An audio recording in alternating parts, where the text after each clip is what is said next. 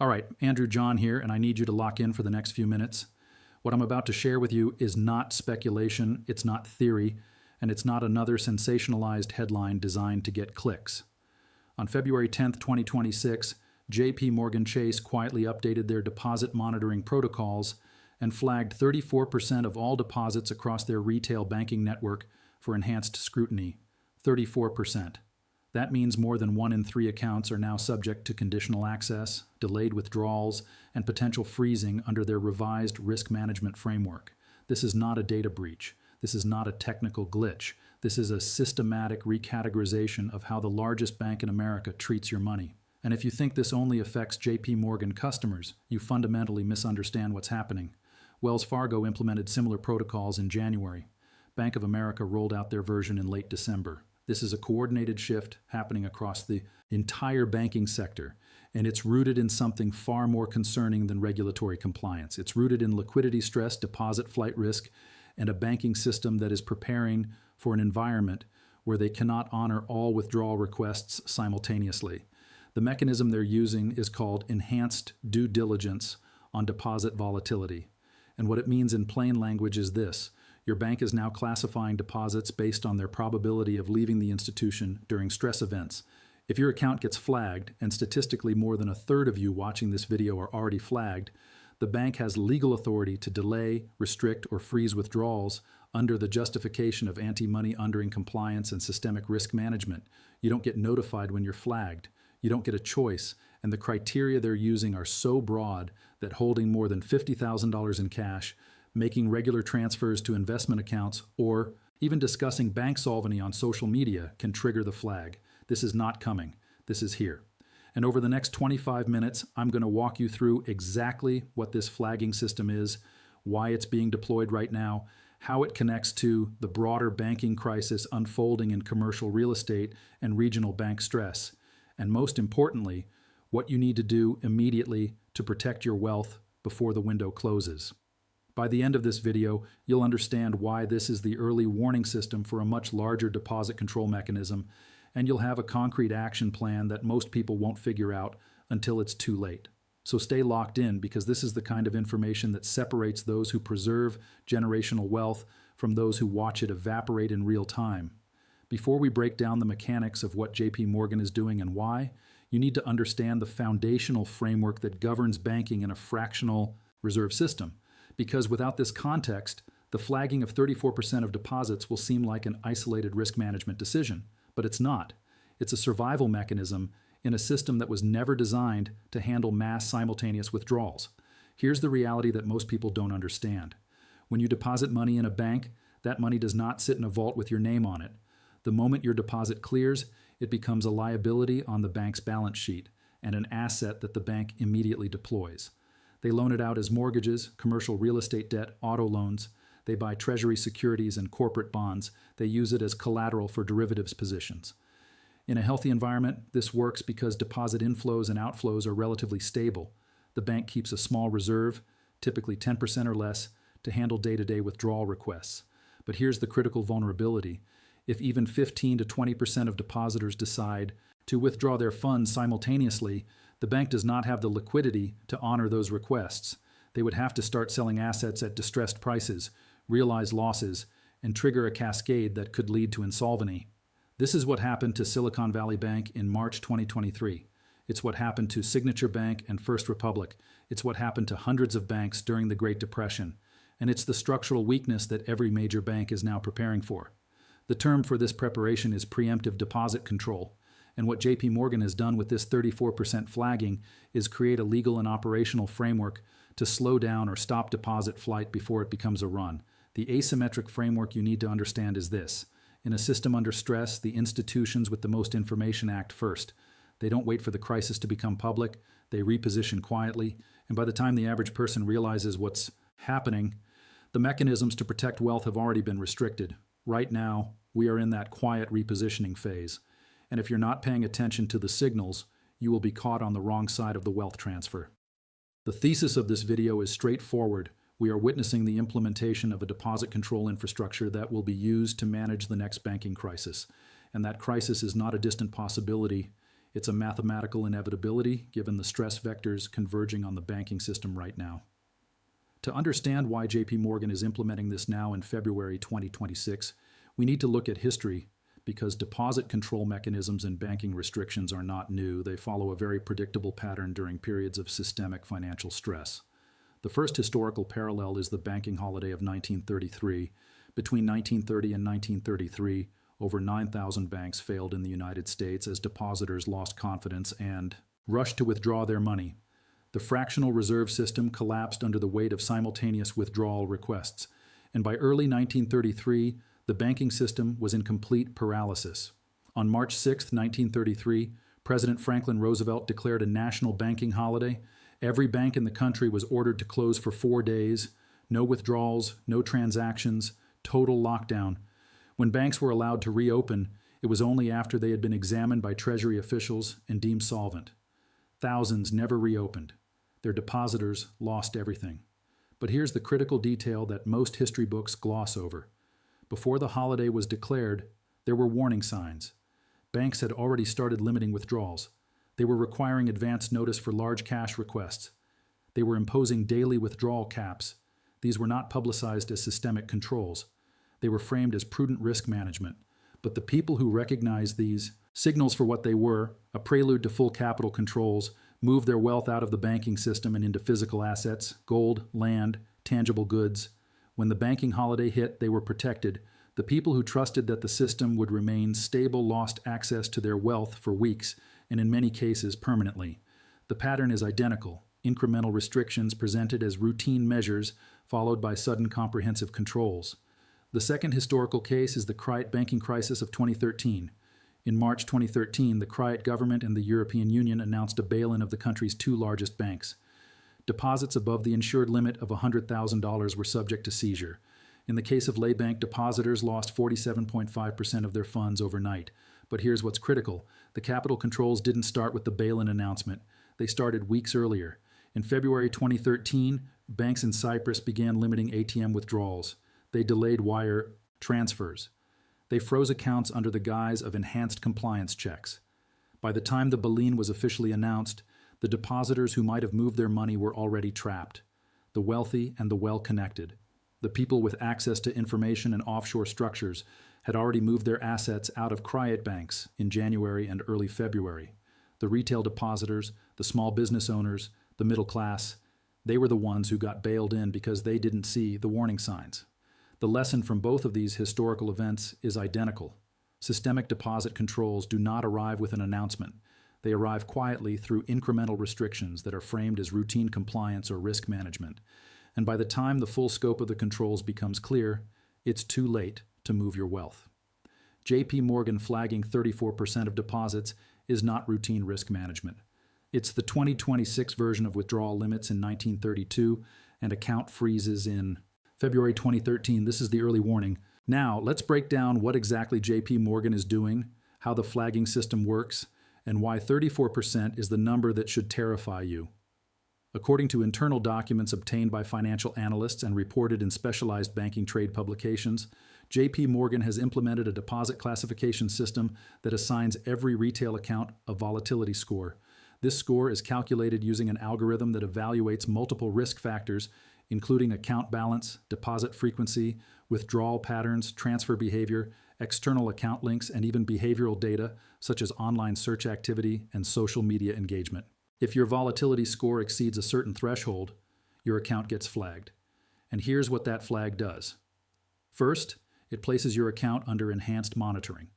Every transaction is reviewed in real time by automated systems, and in some cases, by human compliance officers. Second, it introduces conditional withdrawal processing. If you attempt to withdraw more than a preset limit, which varies by account but is typically between $10,000 and $50,000, the request is held for additional review. This review can take anywhere from 24 hours to 10 business days. Third, and this is the most concerning, it grants the bank legal discretion to freeze the account entirely if they determine that the withdrawal request poses a risk to the institution's liquidity position. This authority is embedded in the account agreement that you signed when you opened your account. It's buried in the terms and conditions under sections related to suspicious activity reporting and prudent banking practices. You agreed to it without reading it, and now it's enforceable. The 34% figure is not arbitrary.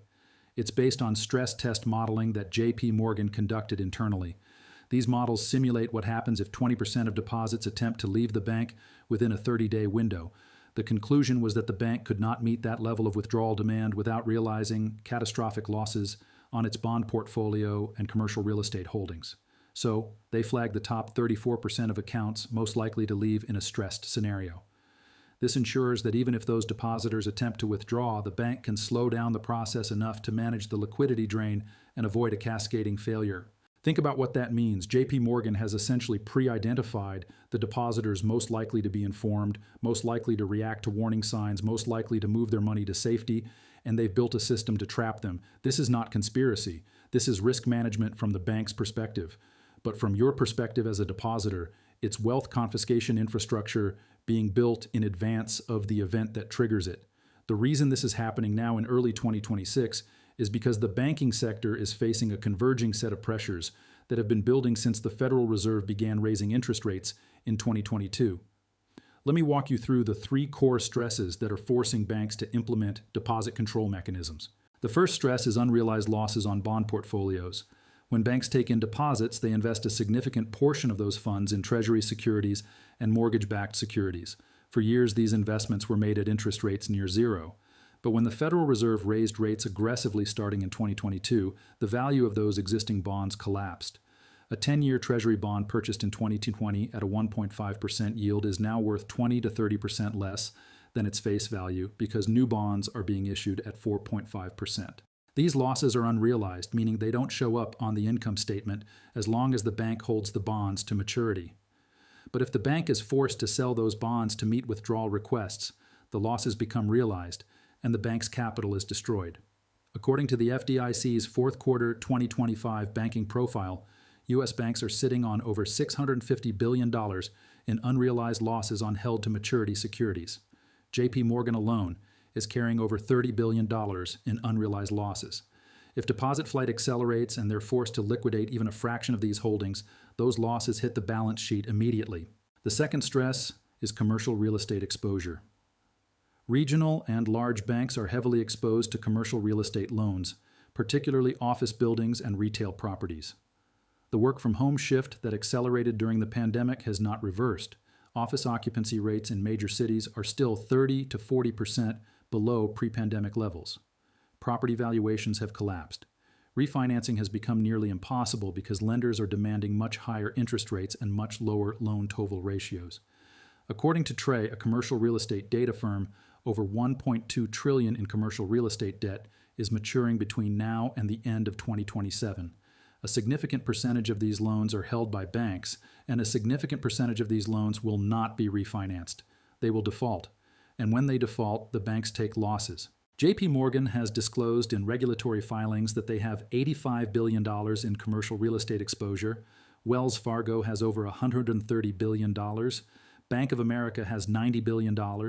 These are not small numbers, and the stress is not evenly distributed. The loans most at risk are concentrated in specific geographies: Dallas, San Francisco, New York, and specific property types, Class B and C office buildings. When these loans start defaulting at scale, which is projected to accelerate through 2026 and 2027, the banks will be forced to take write-downs. Those write-downs erode capital, and when capital erodes, depositor confidence erodes, and when depositor confidence erodes, deposit flight accelerates. This is the doom loop. The third stress is the regional banking crisis that never fully resolved. Silicon Valley Bank, Signature, and First Republic were the headlines in March and April 2023. But the underlying issues, concentrated deposit bases, interest rate risk, asset liability mismatches were never fixed across the broader regional banking sector. According to data from S&P Global Market Intelligence, over 200 regional and community banks in the United States are currently exhibiting stress indicators similar to those that preceded the 2023 failures. These indicators include declining capital ratios, rising deposit costs, and asset quality deterioration. The FDIC's problem bank list, which is not publicly disclosed in detail, reportedly includes over 50 institutions with combined assets exceeding $300 billion. The reason you haven't heard about this is because the FDIC and the Federal Reserve have been quietly managing these situations through backstop lending facilities and encouraging mergers, but the liquidity support they're providing is not infinite, and if depositors lose confidence and start moving money from regional banks to the largest institutions like JPMorgan, it creates a two-tier banking system where the strong get stronger and the weak collapse. JPMorgan knows this. They know that in a crisis, deposits will flow to the institutions perceived as safest. But even JPMorgan cannot absorb $1 trillion in deposit inflows without destabilizing their balance sheet. So they're preparing for the opposite scenario. Deposit outflows from their own institution if confidence cracks more broadly. The 34% flagging system is their insurance policy. Now let's connect this to the broader macro environment, because what's happening at JPMorgan is not isolated. It's part of a global shift in how financial institutions and governments are preparing for a crisis they know is coming. Central banks around the world are moving toward digital currencies. The Federal Reserve has been testing a digital dollar pilot program through partnerships with major banks, including JPMorgan. The European Central Bank has been even more aggressive with the digital euro. China has already rolled out the digital yuan at scale with over 260 million users. The narrative is always the same: efficiency, financial inclusion, reducing crime, but the technical architecture of these digital currencies is designed for control. A central bank digital currency allows the issuing authority to monitor every transaction, to impose spending restrictions, to implement negative interest rates directly on balances, and to freeze accounts with no judicial oversight. When you combine CBDC infrastructure with deposit flagging systems like what JPMorgan just deployed, you see the architecture of total financial control being built in real time. Your bank balance is no longer cash in the traditional sense. It's a digital ledger entry that can be restricted, monitored, or seized based on criteria determined by the institution or the government. This is why physical precious metals, gold and silver, are not just alternative investments. They are the only form of money that exists entirely outside this control grid. You can hold gold in your possession, you can transact with it without permission, it has no counterparty risk, it cannot be frozen or flagged or seized remotely, and it has been recognized as money for 5,000 years across every civilization and every monetary system. When the banking system is building infrastructure to control your deposits, the rational response is to hold a significant portion of your wealth in assets the banking system cannot control. Let me be very clear about this. Gold is not an investment that you're hoping goes up so you can sell it for more dollars. Gold is insurance against the scenario where the dollar-denominated banking system loses credibility or implements controls that trap your wealth. In that scenario, gold doesn't go up. The currency goes down, and gold maintains its purchasing power because it exists outside the system entirely. Let me break down the 3 asymmetric plays you need to implement immediately. The first play is reducing concentrated banking risk. If you have more than $250,000 in any single institution, you are holding uninsured deposits that are at risk of being bailed in or frozen. The FDIC insurance limit is $250,000 per depositor per insured bank. Anything above that is an unsecured claim on the bank. And in a stress event, those claims are subordinate to the bank's obligations to secured creditors and derivative counterparties. The immediate action is to spread your deposits across multiple institutions, staying under the insured limit at each one. This is not paranoia. This is basic risk management. If JPMorgan can flag 34% of accounts, they can freeze them. And if you're not diversified, you lose access to all your liquidity simultaneously. Now, there's a nuance here that most people miss. Not all banks are equally safe. The largest systemically important banks, JPMorgan, Bank of America, Wells Fargo, Citigroup, are considered too big to fail. They will be bailed out in a crisis, but your deposits above the insured limit can still be bailed in, converted to equity, or frozen temporarily. Regional banks are more at risk of outright failure, but they're also less likely to have sophisticated deposit control systems in place. The safest approach is to diversify across both large systemically important banks and highly capitalized regional institutions, while staying under the FDIC limit at each one. The second play is allocating to physical precious metals outside the banking system. I'm not talking about ETFs. I'm not talking about gold certificates or unallocated pool accounts. I'm talking about physical gold and silver coins and bars that you either hold in your personal possession or in a fully segregated allocated vault that you control directly. The minimum allocation should be 10 to 20% of your liquid net worth. If you have a higher risk tolerance or a deeper understanding of monetary history, push that to 30%. The reason this is asymmetric is because gold and silver are the only assets that simultaneously have zero counterparty risk, 5,000 years of monetary history, and global liquidity.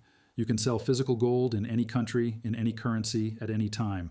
It is the ultimate form of portable, unencumbered wealth. Right now, gold is trading near all-time highs around $2,850 per ounce. But in real terms, adjusted for money supply growth, it's still undervalued relative to its 1980 peak. Silver is even more compelling. The gold-to-silver ratio is currently around 88.1, meaning it takes 88 ounces of silver to buy 1 ounce of gold. The historical average over the last century is closer to 50 to 1. That means silver is undervalued relative to gold by nearly 50%. And when the monetary crisis accelerates, silver tends to outperform gold in percentage terms because it's a smaller market with more explosive volatility. The third play is strategic offshore diversification if you have significant assets. This means opening bank accounts in jurisdictions with strong property rights, stable legal systems, and no bail-in legislation. This means holding a portion of your physical metals in vaults located in Switzerland, Singapore, or other countries with strong asset protection laws. And this means structuring your wealth through legal entities like offshore trusts or foundations that create separation between you and the assets, making them harder to freeze or confiscate. This is not about tax evasion. This is about asset protection in an environment where your home country's banking system is implementing mechanisms to trap and control capital. The ultra-wealthy have been doing this for decades. The difference now is that the risk is no longer theoretical, it's operational, and the tools to protect yourself are still available, but the window is closing. Let's talk about the signals that tell us this situation is accelerating. In January 2026, Bank of America updated their online banking terms of service with a new clause that grants them authority to restrict transactions deemed inconsistent with the customer's normal activity patterns. This is code for, if you try to move money in a way we don't like, we can stop you. In December 2025, Wells Fargo implemented mandatory 48-hour processing delays for wire transfers above $25,000 to external institutions. They framed it as enhanced fraud protection, but the effect is the same. It slows down your ability to move money out of their system. In November 2025, the Office of the Comptroller of the Currency issued guidance to all federally chartered banks, recommending enhanced stress testing for deposit concentration risk and deposit flight scenarios. This guidance explicitly suggested that banks develop operational protocols to manage rapid outflows. These are not coincidences. These are coordinated actions being taken across the industry because the regulators and the banks themselves see the stress building. The commercial real estate defaults haven't peaked yet. The unrealized bond losses are still sitting on balance sheets. And the next crisis trigger, whether it's a sovereign debt event, a derivative blow-up, or a geopolitical shock, will be the catalyst that turns stress into panic. When that panic starts, the banks will not announce that they're freezing deposits. They'll say they're implementing temporary security measures. They'll say they're protecting customers from fraud. They'll say it's for your own good. And by the time you realize what's actually happening, your money will be trapped. The pattern from 1933 in Cyprus tells us that the window between early warning signs and full capital controls is measured in weeks, not months. We are seeing the early warning signs right now. Here's what you need to do this week, not next month, this week. First, log into every bank account you have and check your total balances. If any single institution holds more than $250,000, you need to move the excess immediately. Open accounts at other banks and spread the risk. This is non-negotiable. Second, contact a reputable precious metals dealer and establish a position in physical gold and silver. If you've never done this before, start with a mix of 1-0's gold coins, like American Eagles or Canadian Maple Leafs, and silver coins like American Silver Eagles or generic rounds. Avoid numismatic coins with high premiums. You want bullion, not collectibles. Take physical delivery or use a service like Brink's Global Services or a private vault company that offers fully allocated segregated storage where your specific bars and coins are identified and reserved for you alone. Third, review your brokerage accounts and make sure your securities are held in your name, not in street name through the broker. If your stocks and bonds are held in street name, which is the default for most brokerage accounts, they are technically owned by the brokerage and you have a claim on them. In a stress event, that claim can be disputed or delayed. Request direct registration of your securities through the transfer agent. Fourth, reduce your exposure to long-duration bonds and bond funds. In a financial repression environment with negative real interest rates, bonds are wealth destruction vehicles even if they pay a nominal yield. They lose value in real purchasing power terms. Rotate that capital into shorter duration assets, inflation-protected securities, or hard assets. Fifth, Educate yourself on the legal frameworks that govern banking in your jurisdiction. Read the Dodd-Frank Act Title II provisions on orderly liquidation authority. Read your bank's deposit account agreement, specifically the sections on security interests, set-off rights, and restrictions on withdrawals. Understand what you agreed to, because when the crisis hits, the banks will invoke these clauses and the legal system will side with them, not you. Here's the question I want you to answer in the comments, and I'm genuinely interested in your perspective. Do you believe the 34% deposit flagging at JPMorgan is a precautionary measure, or is it an early-stage wealth control mechanism? Are you taking action to reduce your banking concentration risk, or are you waiting for more confirmation? I want to know where this community stands, because the insights here are valuable, and they help all of us understand how prepared or unprepared the broader population is for what's coming. If you found this breakdown valuable, if you now understand why JPMorgan flagging 34% of deposits is not a minor compliance update, but a major structural shift in how banks treat your money, then I need you to do two things. First, smash that subscribe button and turn on notifications, because I'm tracking this situation in real time. As more banks roll out similar systems, as the commercial real estate defaults accelerate, as the next phase of this crisis unfolds, you need to be getting this information immediately, not after it's already happened. Second, share this video with anyone you know who has significant deposits in the banking system. The people who will be hurt most by this are the ones who don't have access to this analysis, who trust the system because they've been told to, and who will realize too late that the rules changed. This is not about creating fear. This is about pattern recognition and preparation. The wealthy and the well-connected are already repositioning. The institutional money is already moving. The only question is whether retail depositors, whether middle-class savers, whether you are going to recognize the signals in time to act. The signals are clear, the mechanisms are being deployed, the historical precedents are unambiguous, and the only question is whether you're going to act while you still have optionality, or whether you're going to wait until the exits are controlled. JPMorgan flagged 34% of deposits. Yours might already be on that list. And if the stress escalates, that flag becomes a freeze. The system is preparing for a crisis. The question is, are you? I'll see you in the next one.